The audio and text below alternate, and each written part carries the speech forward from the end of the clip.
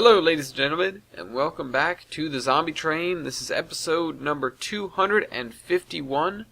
Sorry about that. I am your host, Ellis, otherwise known as Train Man, and this week we have the follow-up, the second part of a question on Union Pacific stuff. This being, and speaking of UP, what did you do with the UP Steam Shop? Now, it's interesting that this comes up at this point in time, and I take the questions I get and I put them in order just based on the order I get them. So this was from episode 211 to give everyone a point of view of when these questions are from.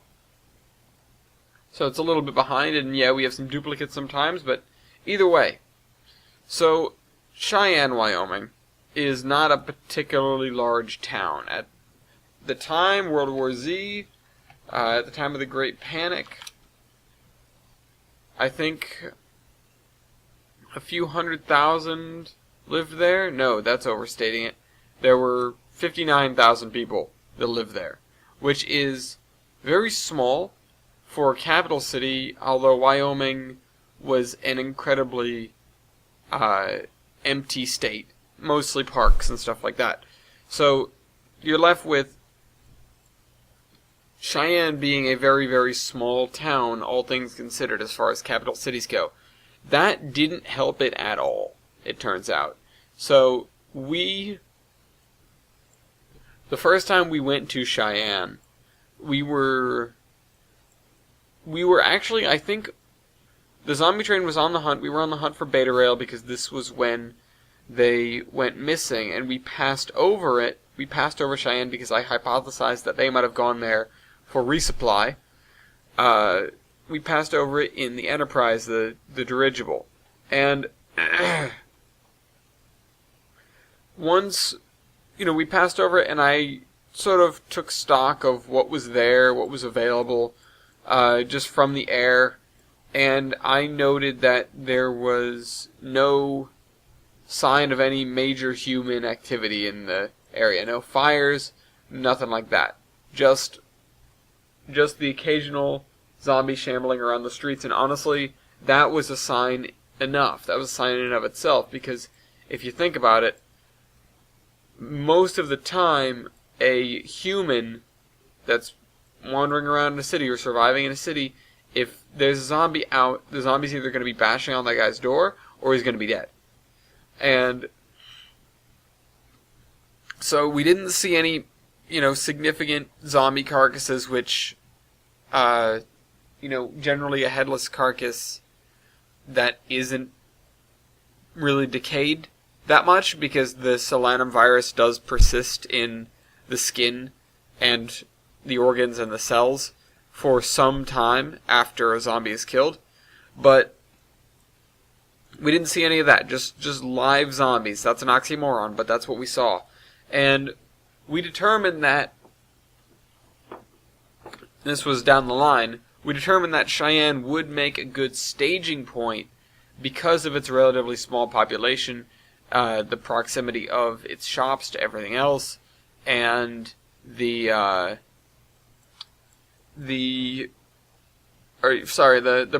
shops themselves, rather, and its proximity to everything else, including the East. It's sort of it stands as one of many, from the point of view of the military, it stood as one of many gateways to the East. And it was one that was particularly well stocked. And like I said, the relatively small population made it a good target for clearing out. Now, we had gone through there afterwards, right after the Zombie Train Incorporated started, long before the Army decided to finish crossing the Rocky Mountains and head eastward across the plains, because the plains were such a huge and daunting undertaking. And we did some of the things that I talked about last time, including getting 3985 out of there to be used in long-distance service, and then it would return there for service, but that was one of the most harrowing service stations on our original transcontinental routes, because we did not have the time or resources to clear a town of 59,000 people, and we additionally did not have the ability to leave people stationed there because of that town. So you would roll up with your crew, and you would basically have the report of how it was left, and if there are any changes, you mark that, and if there are, and then you go in there and you do what you need to do, and you get the hell out. And whenever possible, we would do engine servicing elsewhere. Elsewhere that we had control of, largely the West Coast, but, you can't run all the way out to Cheyenne or beyond and then back without at least stopping for coal. So, and water, of course. But that's, you can do that pretty much anywhere. Anyways, I digress. The Army finally made it over, and I convinced them, and I say I specifically because we were, the Zombie Incorporated was particularly divided on where we would sort of make our stake, so to speak, in creating a foothold to go east, and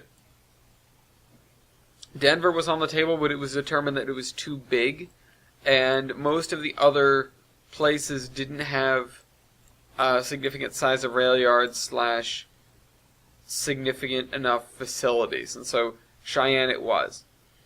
So we went with Cheyenne after much debate, and went into Cheyenne with a couple thousand troops, and did a pretty good job of clearing it out. We definitely had troubles, afterwards still, because we really only focused on a small area.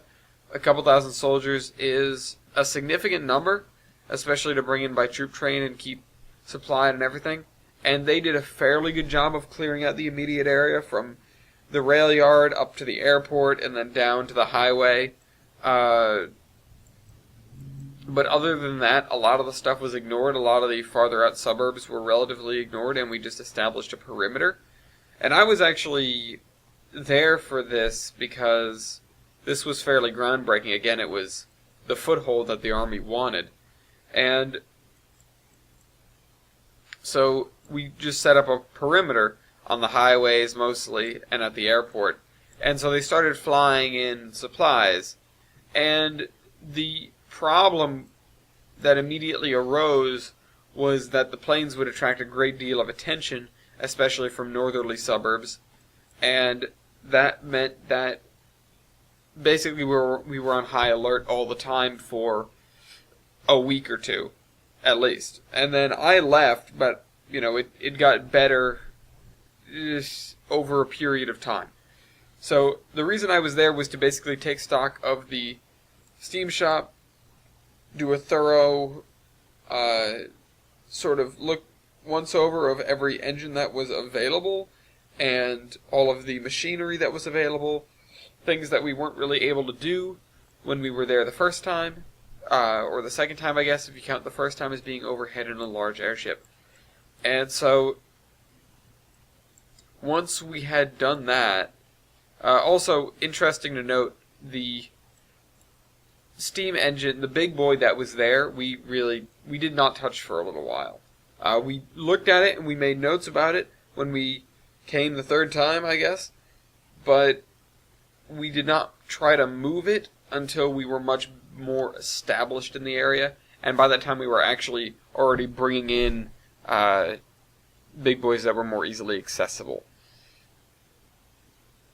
And a couple of other large melees, I believe. The steam shop could not work on many engines at a time, but it had the size and the capability that we needed to work on very large locomotives. And being so heavily, once it got encircled by what was effectively the new border, and we could get supplies in and stuff like that regularly and not worry about zombies and stuff like that, it became a hell of a lot better than pretty much anything we had east of the Rockies. Because east of the Rockies, and especially east of the Great Plains, you effectively had no military intervention, or at the very least, you did not have the ability to call them and get backup at the drop of a hat. It wasn't going to happen. So, we were our own army out there, whereas out here, we had the opportunity to to make use of our alliance and our allies. So that was, that was fortuitous, you might say.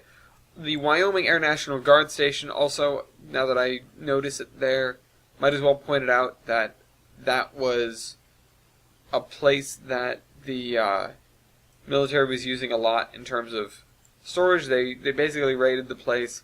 They did find a couple of survivors in there, a couple of military guys that had holed up, and were, I believe, in the tower, if I recall correctly, because they saw us go overhead, and they had radioed us, but we couldn't do anything at that point in time. We weren't about to send a Sparrowhawk down for a couple of guys, especially because the Sparrowhawk only has 2 seats, and we really had to be on the lookout for Beta Rail at that point in time. We made a calculated decision, and thankfully, they both of the guys in question survived until we came back, which was a fairly significant amount of time. I don't doubt that the military actually helped them in that period with, like, supply drops or something like that. But the, they were largely on their own out there until we came around. I do believe they did help us with sort of reports while the base was unmanned, or while the place was unmanned.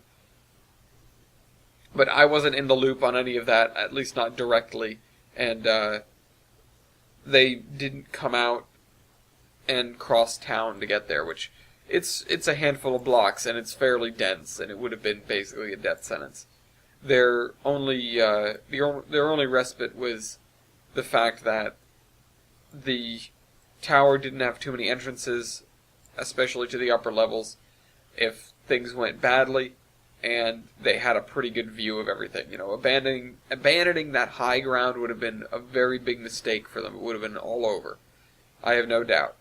So they did themselves a favor and stayed up there, and they did everyone a favor by staying alive. So with that out of the way, we started working on engines there, and we pushed up, and within, maybe a couple of months, we had things buttoned down. We had some of the buildings converted to house troops. We were doing our best to grow plants, but there isn't, it's not exactly the Fertile Crescent out there. So most of the food had to be shipped in. But there are some areas that could do it. We did our best to get, some farming set up, but the real farming is on the other side of the range there, out towards like Fox Park, which we did not run through Fox Park, but it's that kind of area that we were looking at for that sort of thing, for farming, because we were trying to make the food locally, and that's not because we wanted to support local farmers. It's because we didn't have to run long food trains, which were possibly the most difficult things to manage, period, because troops will keep themselves alive, food won't keep itself good, especially if it's fresh food that you don't really have the chance to package properly. We ended up, mechanical reefers were difficult to run because of the gasoline requirement. We sort of jerry-rigged a couple of reefers to work mechanically off of the, we did a couple of experiments, mechanically off of the movement of the car, the axle turning, running a drive that ran the compressor. And we also did something with the steam line, but that didn't really have enough pressure for many cars. And it turned out to be particularly difficult to do that and not have it leak and blah, blah, blah, blah, blah. Especially, again, under pressure. But the town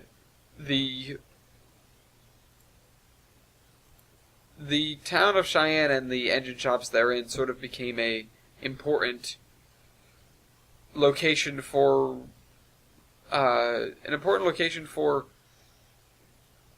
basing stuff out of. Sorry, I'm losing it. It's the very end of the episode, and I don't know why I'm losing control of my facilities here. So, that being said, Cheyenne was a particular boom, and it was a lot easier to take care of than a lot of towns that we went after. So, I know that's not all about the engine shop, but I hope you guys enjoyed this video, and I'll see you next week. Trade Man out.